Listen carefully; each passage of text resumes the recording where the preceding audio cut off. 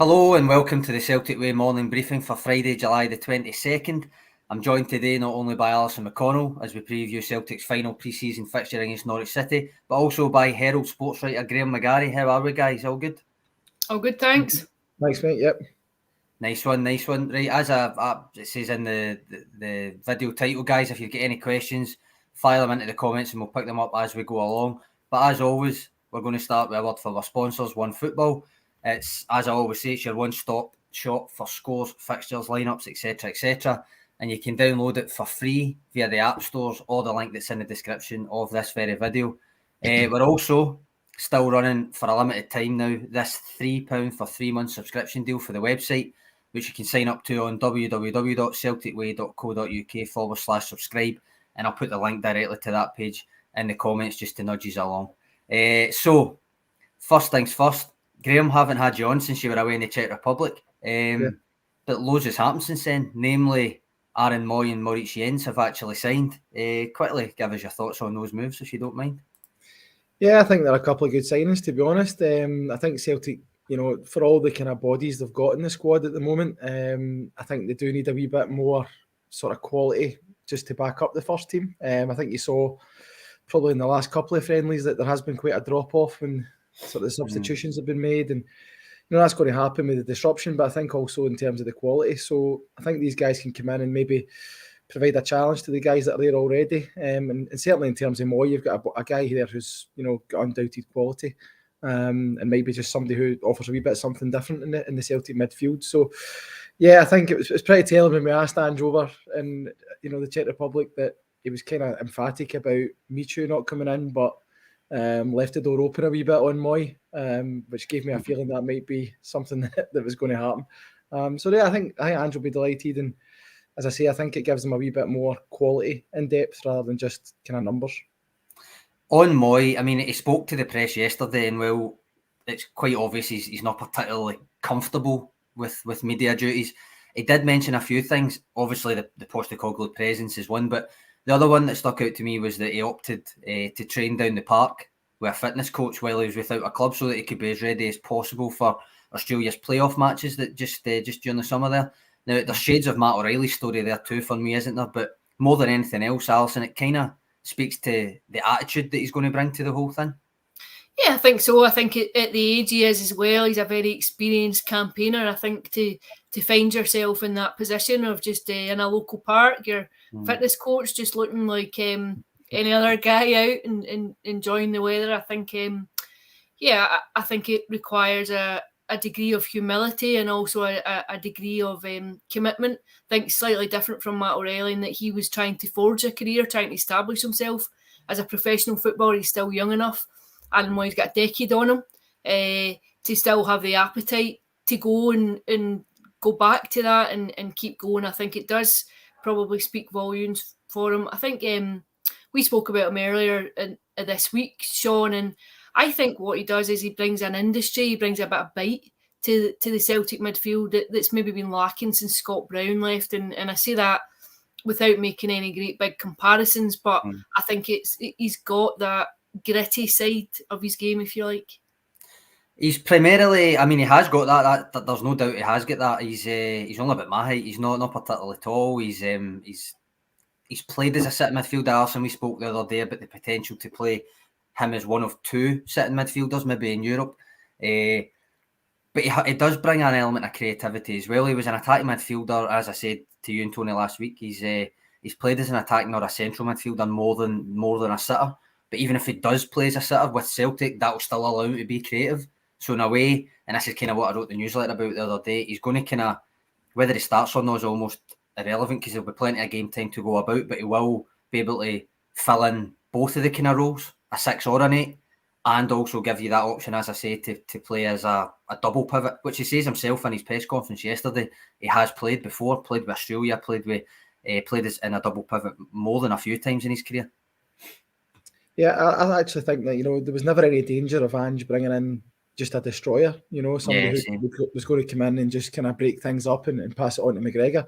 It was always going to be someone who could come in and be comfortable in the system and actually play as well. So, I mean, I remember Aaron Moy back in his St Mirren days, funnily enough, giving away my age here. and he was always a guy who had an eye for a creative pass back then as well. So yeah, I think it's quite exciting to see what he can bring. He's a bit of an all-rounder, and as Alison said there, you know, he might just bring that wee bit of kind of nastiness maybe that's been missing for the Celtic midfield in the last wee while, as well as being obviously a very good footballer as well. I agree. That's what you said at the start there. That's something I've been saying all summer, and Alison's going to go again. Now he's saying it again, but that the combative athletic presence everybody was talking about, I've always said yes, they arguably did need that for Europe, and they still probably do, but it could never, as you say, just be a spoiler, just be a destroyer. It was never going to be that. They always needed to have the technical quality or they'd get lost in that team, and I think that's Aaron Moy's got the technical quality to make an impact. It's not, as I've said the last few days, it's not necessarily the kind of midfielder that people thought he was going to sign. But that's not to say that if the expectations levels are tweaked to a rotation piece kind of expectation level, that people will be more than happy with what he brings, because I think they probably will be. And I've talked myself around to that as much as anybody else, because initially when me and Tony were speaking about it the other week, I just said it's probably not the best time of his career or the stage of the squad's development. Those two statements are probably still something I believe, but that's not to say it won't be a useful signing. Yeah, I definitely think he offers something. I think, one, he's experienced. I think that's quite a big thing. Two, I think he's a different kind of midfielder than what Celtic have available to them at the minute. And three, I think he offers a versatility. I think when you put those things together, it gives you scope to change things within games, and it gives you just a bit of depth going through the campaign, because as we have exhausted this conversation about the intensity of the opening months of the campaign, I think you are going to need bodies. You are going to see players picking up knocks. If you're playing in Champions League on a Wednesday night and then you're playing again at the weekend, you will see players needing to take a game out here and there to rest niggling problems. I think he gives you scope to change it a wee bit, and also a little bit of depth. On that, do you think that means you might actually give Callum McGregor a wee bit of a rest now and again then? Or still irreplaceable? I wouldn't count on it. No, I can't see that either, I've got to be honest. And I don't think he would welcome it either. No. Callum McGregor. It's funny, like when we're talking about Moy going to the park and all that, it reminds me of a conversation we had with McGregor a couple of seasons ago, I think it was. Just after he played, the first time he played sort of 60 games or whatever it was. And he said he basically had a week off in between the kind of season and the new season. And he spent it going to the park at 6 a.m, you know, and doing kind of runs around the pitch and all that, and Pollock or somewhere, you know. So I think, you know, that rang true when I heard that about Aaron Moy as well. But no, I think McGregor will just be happy to keep going, and I don't see any reason why you take him out unless maybe in the depths of winter and you're at home and you're 3-0 up after 20 minutes, maybe take him off at half time or something. But I think he'll want to play every game. I agree with you. I think that's probably the most likely rest period that Callum McGregor gets, is like half an hour at the end of a game that they're winning, rather than actually a week off, that kind of thing. A couple of comments coming in. William McKean, Moy's going to be a pleasant surprise to the doubters. David Bradley, he can handle big pressure. I don't think he's actually experienced this kind of pressure at all in his career so far, but we'll see, I suppose. We've actually got a piece on the website today. Alan Morrison, a columnist of ours, has kind of looked back at Aaron Moy's season at Huddersfield, which is the kind of closest comparison. Or it was there for more than a season, obviously, but the season that they get promoted, which is kind of the closest comparison you can get to him playing in a successful side that was winning most weeks, that kind of thing. So I'll put a link to that up for anybody wanting to read. It's quite interesting. I'll get to more questions later on, but there was not all that much, to be honest, in the Celtic news sphere today, apart from Aaron Moy, in all honesty. I know the press will be speaking to Marici Jens later on, but there was a wee update on VAR. I don't know if you saw it. It looks like the league are eyeing up a wee birthday treat for me, because the Mail reported that the weekend of October 22nd, 23rd is now looking like the new introduction date. There's not much else to say about that. It's just that it's been pulled forward a bit. The costs will still be much the same. Celtic footing the most of the bill, or the highest amount, of the bill, because they won the league. So just part and parcel, we knew that was going to happen. Aside from that, I noticed, not strictly Celtic news, I suppose now, but former Celtic striker Lee Griffiths is training with Livingston. Did you see that? It's been almost exactly a year since he came on against West Ham. Obviously divided the crowd at that point. Feels like longer to me, given everything else that's happened to him and the club in the meantime, doesn't it, Alison? Yeah, I think so. I think he feels like part of an older chapter. I think already at the club. I think since Ange Postecoglou came in and he's overhauled the squad significantly across the 3 transfers that he's operated in. I think you'll have a few stalwarts still there, but essentially there's a very different look and a very different vibe around the squad. And I think Leigh Griffiths feels as though he belongs to a former time almost. And I think it's a shame. I think you would hope that if there is an opportunity at Livingston to go and get fit and get game time, you would love to see him take it. I think there is no doubt that he is a supremely talented footballer. I think he was a very natural goal scorer, an instinctive goal scorer. I think his stats would point to that. I'm sure he'd be disappointed with last season and the way his career has faltered over the last 3 or 4 years, but it's really up to him to knuckle down, to take any opportunity that comes, because there's not a lot of football left for Leigh Griffiths now, given the age that he's at. You would, I think most Celtic fans would want to see him do well elsewhere and just make the most of his talent if he can. I think with the Livingston situation, it maybe speaks more exactly to the point you just made there, that I think David Martindale basically says it's so he can get fit rather than actually play for Livingston. I don't think they're really particularly going to offer him any contract, any games. It's primarily so just to help him out, basically. I think you're probably looking at a lower league team, Graeme, aren't you, for Griffiths next? Yeah, which is a remarkable thing to say when you think about it. You know, obviously he said his troubles off the field, and that's probably why he's in this situation at the moment, as well as obviously question marks around his sort of professionalism as well, which is maybe what's led to this. But it's a real shame. I actually thought when he did take a step down last season that he probably would get right back in amongst the goals, get some games, get a kind of level of fitness again, and show everybody what it was all about. But as we all saw, he really struggled at Falkirk, at Dundee obviously first.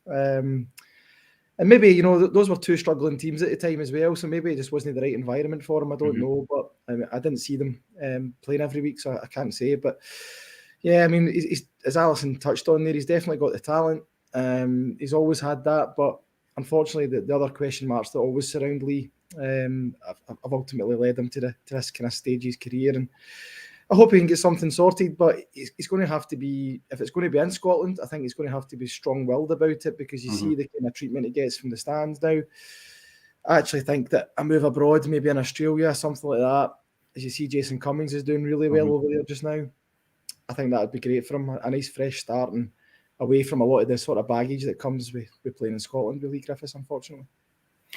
Right, Norwich, which is obviously the point of this, I suppose. Last game of pre-season before the competitive stuff kicks off. Does that change the way you approach it at all, Alison? I do wonder if maybe you'll see a starting lineup that is very similar to what you'll see next weekend when Celtic host Aberdeen next Sunday. I think Ange Postecoglou's comments were interesting midweek on the back of the Legia Warsaw game, when he was just saying, you know, it's about preparing them, making sure they're entirely prepared for it. And this is obviously the last opportunity now to do that before the competitive games kick in. And it's a very unusual situation now, actually, for Celtic, because normally by this stage you're in the midst of Champions League qualifiers, games that set the tone for the entirety of the campaign, huge games arguably that come mid-July for them. So it's quite an unusual season in which by the time they open up the league, that will be their first competitive game. So I think you'll want a level of intensity, just minutes and legs, and just making sure that everybody in terms of their fitness levels are at optimum points just going into the opener. Got a comment from Kevin Ferrier here. Graeme, do you think he'll play Jens and Moy? You'll be speaking to Jens later on. I don't think, given Aaron Moy's own comments, Graeme, that he's ready to start. That's not to say that he won't be in the squad or anything, but he was just saying he's just started touching the ball again in training and stuff in the last couple of days. But what would you think about Jens? Will he get the nod? He seemed keen. Yeah, I think we'll probably see him at some stage in the game. As you said about Moy, I don't think, he hadn't trained with the group until I think today maybe might be the first time. So yeah, I doubt we'll see him, but yeah, I think you might get a wee sight of the Jens at some stage in the game. But I guess that depends how Ange approaches it. I think the comments from Stephen Welsh the other night, I think were quite telling as well. That he was saying the Norwich game has to be sort of close to the sort of intensity and the kind of lineup, I guess, for the Aberdeen game as well. Because we've seen in the Celtic game, Ange has made so many substitutions throughout this pre-season, as managers always do. But it's led to a lot of disruption and a massive drop-off in Celtic's levels. And I think they'll be trying to put together a sort of 90-minute performance, if you like, something approaching that anyway this time, and treat it more like the real thing. So maybe we'll see a wee sight of him, maybe 20 minutes to go or something like that. I don't think he'll start. I think it'll probably be Welsh and Carter Vickers again that line up in the back. Do you think this comment kind of reflects that, Alison? Pete McGee, no point in a second half kind of B-team approach versus Norwich, need to have a settled 11 before the league kicks off. That's what I mean by maybe approaching it slightly differently in terms of maybe not making so many subs at half-time, maybe not making as many subs full stop, that kind of thing, Alison?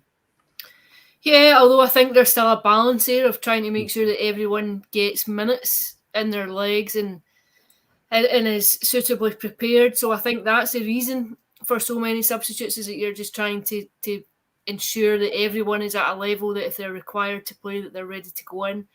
It might not be quite the wholesale changes that you have seen. It might not be the, I think what was there, 6 at half time, 6 or 7 at half time the other night, and then by the time you get to the hour mark, I think there were 10 changes.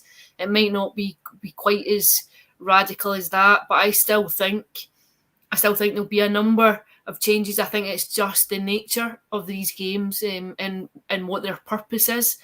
But I do think the starting 11 will probably be quite telling. We might have a go at guessing it in an article, Alison. I don't know. I maybe put you on that. We've got a couple of questions here. Frank Brennan, he says purely to stimulate debate and conversation, of course, but well, that's actually not the one I meant to put up, but I'll ask you anyway. What does success look like for Celtic in the Champions League group stages? I'll put up the one I meant to put up a minute ago. Graeme, we'll go to you first. I think third place would have to be heralded as a massive success, given the sort of the seedings. Celtic pot 4 team being competitive, even in the group, and sort of avoiding any hidings from the big guns again, as we've seen over the years. Unfortunately, I think that would be some sort of success. If they could get third, I think you could say it's an unqualified success. Anything above that would be sort of dreamland, I think. Would you think, Alison?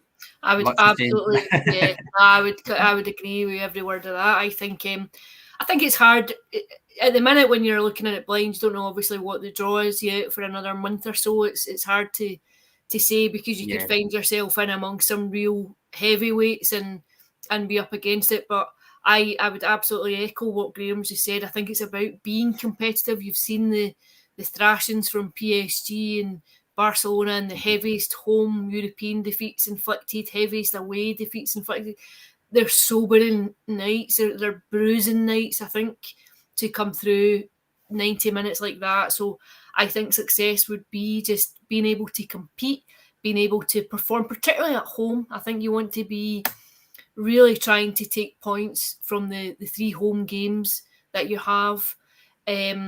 Realistically, I would say, depending on the quality within the group, but I would say a third place finish probably would count as success, and then parachuting obviously into the Europa League. Anything that takes you into the knockout stages is obviously going to be a massive celebration, but I think if you were being, if you're being sensible and you look at what you could be up against, then I think most people would accept a third place finish, with the caveat that you are competing and that you are trying to, hold your own against some of the real big guns within European competition. Michael McCready's comment actually kind of applies to that. Once again, get into a season with a defence lacking in quality, and he reckons it will get by in Scotland, but Europe will be troublesome. Now, in pre-season so far, Graeme, they've conceded 9 goals in the last 4 games against Rapid Vienna, obviously Banik Ostrava, Blackburn, and then Legia Warsaw. Tony suggested yesterday that the majority of those goals were preventable, which you can take one of 2 ways. I think that it's all good. It's close season rustiness, rotation, all the subs, that kind of thing. or that it is maybe what Michael's getting at, something that actually needs to be sorted pronto now? I see both views expressed in the comments quite a bit in messages. What's your view on it? I think there's a bit of both there. I think, I've seen all the friendly games, and I think there has been some sort of pre-season rustiness, sloppiness, whatever you want to call it, creeping in. You look at the first goal against Blackburn, I mean, that just doesn't happen. Callum McGregor letting the ball under his foot or miscontrolling it. These are things that happen at this stage of the season.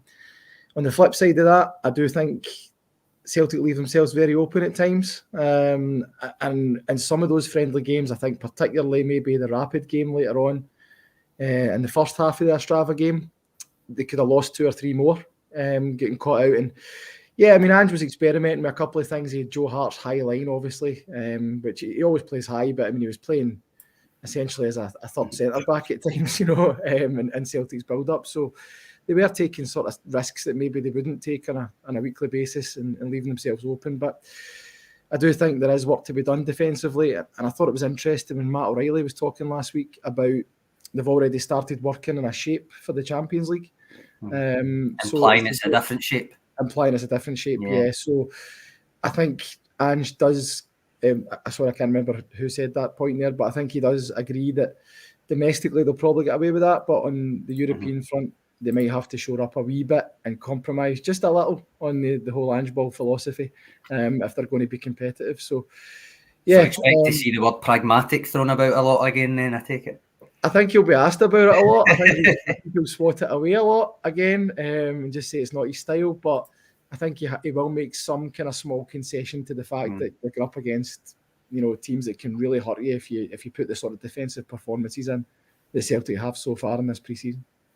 That Joe Hart high line, I think you will see that most weeks in domestic football. I don't know so much Europe. I don't think they won't dominate the ball as much in Europe, so it's maybe not going to be a feature of those games, especially if there's a different shape being worked on, as you alluded to. But domestically, I think it's deliberate, and you'll see Hart as a kind of an extra option for build-up play. But Alison, any other comments to make about the Norwich game? Just kind of the usual stuff to look out for, I suppose, in terms of the way that they approach it, the way that they show what they've been kind of working on, that kind of stuff. Yeah, I think you'll want to see, I think Ange Postecoglou will want to see a certain kind of attitude towards a game, a level of intensity that prepares them for next weekend. It's the final game that they have in their preparations before they go into the new season. I think you'll want to see a strong performance. And I'll go back to my earlier comment. I think the starting 11 will be quite telling. I think it'll maybe give you an indication of just who's going to be holding the first team shirts for the start of the season. You've got me intrigued now who you're going to pick. Right, before we call it a day, the last chance reminder, because it's literally the last chance to do it. Before we head off, it's our latest Twitter competition, which ends today. So we're giving away a home top, and all you have to do to be in the hat is retweet the post and make sure you follow the Celtic Way Twitter account too. The draw will be made probably around lunchtime today, so you've only got a wee while left. Keep an eye out for that. We'll announce the winner on there as well. I'll put the link in the comments. But yeah, I think we'll call it there for today, shall we, guys? Thanks to both of you for your contributions. Thanks to everybody in the comments. We appreciate them as always. Remember, keep your eyes peeled on the website across the weekend for match ratings, features, analysis, all of that stuff. And we'll catch you back here on Monday. Cheers. Take care. Cheers.